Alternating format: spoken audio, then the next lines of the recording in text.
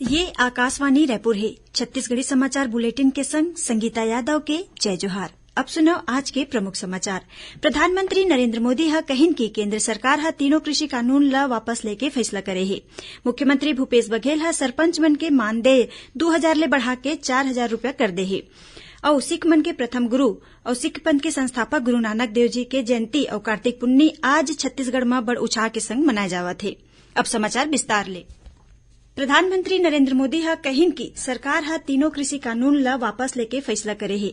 आज बिहनिया राष्ट्र के नाम संबोधन में श्री मोदी ह घोषणा करिन कि संसद के अवैया सत्र में एक कृषि कानून निरस्त कर दे जाही।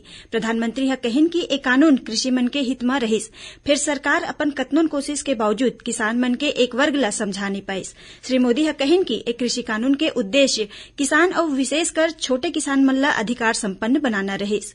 प्रधानमंत्री ह कृषि क्षेत्र पर एक ठिन महत्वपूर्ण पहल के घोषणा करिन। ओमन शून्य बजट आधारित कृषि ला बढ़ावा दे खातिर देश के बदलत जरूरत के अनुसार फसल पद्धति ला बदले और न्यूनतम समर्थन मूल्य MSP ला ज्यादा प्रभावी और पारदर्शी बनाए खातिर एक ठिन समिति बनाए जाए के घोषणा करिन। इस समिति में केंद्र सरकार, राज्य सरकार, किसान, कृषि वैज्ञानिक और कृषि अर्थशास्त्री मन ला शामिल करे जाही। इही बीच छत्तीसगढ़ के मुख्यमंत्री भूपेश बघेल ह प्रधानमंत्री नरेंद्र मोदी डहर ले कृषि कानून ला निरस्त करे के घोषणा करे म देश के किसान मन ला बधाई दिन हे। एक ट्वीट संदेश में ओमन किहिन कि गांधीवादी आंदोलन ह एक बार फिर अपन ताकत दिखाए हे। ओती नेता प्रतिपक्ष धरमलाल कौशिक ह तीनों कृषि कानून ला वापस लेके फैसला के स्वागत करत प्रधानमंत्री और किसान मन ला बधाई दिन हे।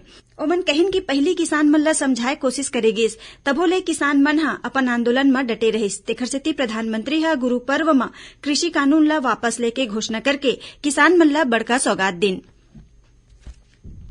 मुख्यमंत्री भूपेश बघेल ह सरपंच मन के मानदेय 2000 ले बढ़ा के 4000 रूपया कर दे हे।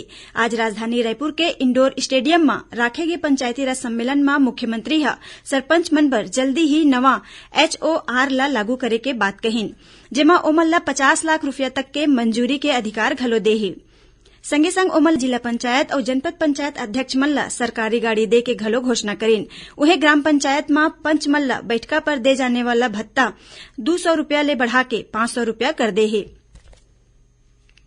देसी और परंपरागत किस्म के संरक्षण और संवर्धन पर छत्तीसगढ़ के 4 प्रगतिशील किसान मन ला पादप जीनोम सेवियर पुरस्कार ले सम्मानित करेगी।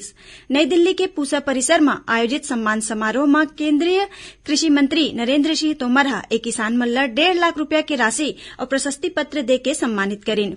एमा बीजापुर जिला के किसान लिंगूराम ठाकुर, जांजगीर चांपा के किसान दीनदयाल यादव और हेतराम देवांगन के संगे संग बालोद जिला के किसान संजय प्रकाश चौधरी शामिल है। कृषि मंत्री रविन्द्र चौबे और इंदिरा गांधी कृषि विश्वविद्यालय के कुलपति डॉक्टर SS सिंगर ह पुरस्कृत किसान मन ला बधाई और शुभकामना दिन। सिख मन के प्रथम गुरु और सिख पंथ के संस्थापक गुरु नानक देव जी के 552वां जयंती आज छत्तीसगढ़ संग देश भर में बड़ उत्साह के संग मनाए जावत हे।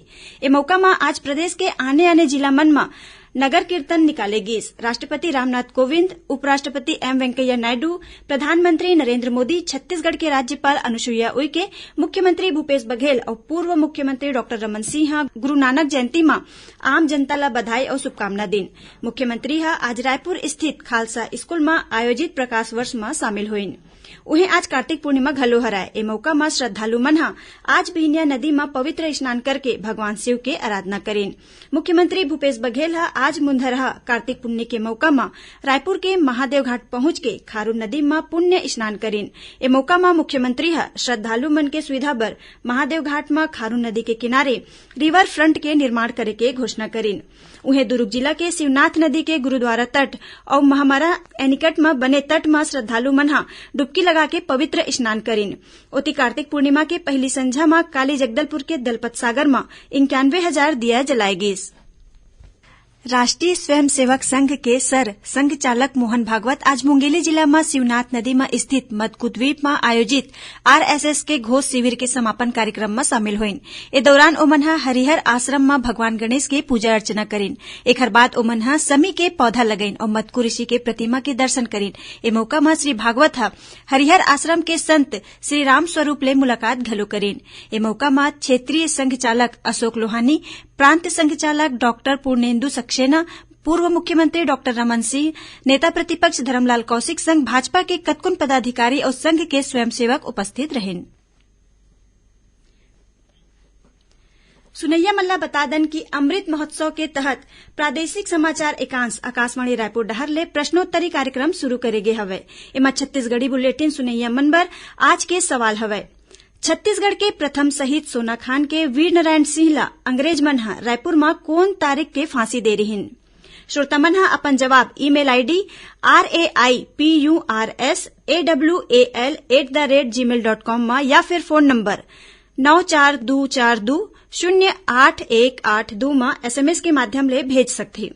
जौन श्रोता की सही जवाब सबले पहली मिलही ओला विजेता माने जाही और ओखर नाव के घोषणा काली के छत्तीसगढ़ी समाचार बुलेटिन में करे जाही। संगे संग ओला प्रादेशिक समाचार एकांश डहर ले ई प्रमाण पत्र घलो जारी करे जाही। देश के पहली महिला प्रधानमंत्री भारत रत्न स्वर्गीय इंदिरा गांधी के आज जयंती हराय। ए मौका में उपराष्ट्रपति एम वेंकैया नायडू और प्रधानमंत्री नरेंद्र मोदी ह ओमन ला श्रद्धांजलि दिन। एती छत्तीसगढ़ के मुख्यमंत्री भूपेश बघेल ह आज रायपुर स्थित अपन निवास कार्यालय में पूर्व प्रधानमंत्री इंदिरा गांधी के जयंती के मौका में उकर चित्र में फूलमाला चढ़ा के ओमन ला नमन करीन।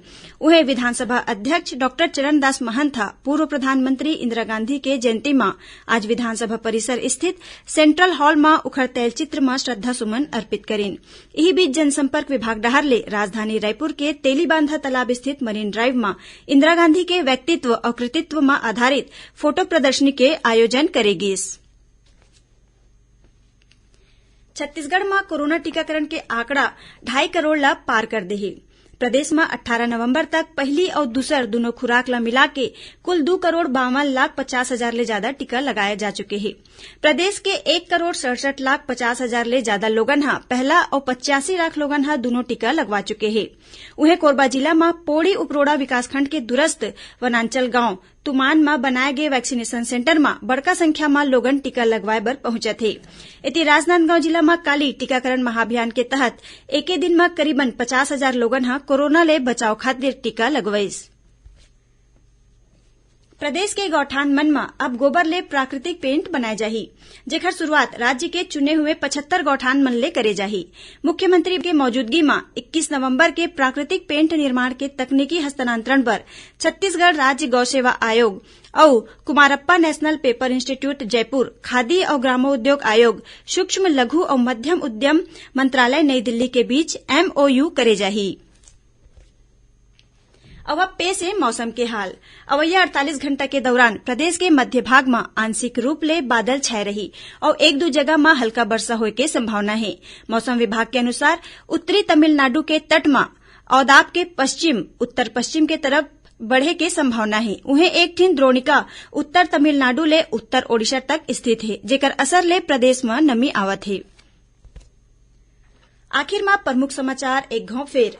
प्रधानमंत्री नरेंद्र मोदी ह कहिन की केंद्र सरकार ह तीनों कृषि कानून ला वापस लेके फैसला करे हे। मुख्यमंत्री भूपेश बघेल ह सरपंच मन के मानदेय 2,000 ले बढ़ा के 4,000 रुपया कर दे हे। और सिख मन के प्रथम गुरु और सिख पंथ के संस्थापक गुरु नानक देव जी के जयंती और कार्तिक पुन्नी आज छत्तीसगढ़ में बड़ उत्साह के संग मनाए जात हे। एकरे संग छत्तीसगढ़ी समाचार बुलेटिन इहे सिरावत हे। जय जोहार।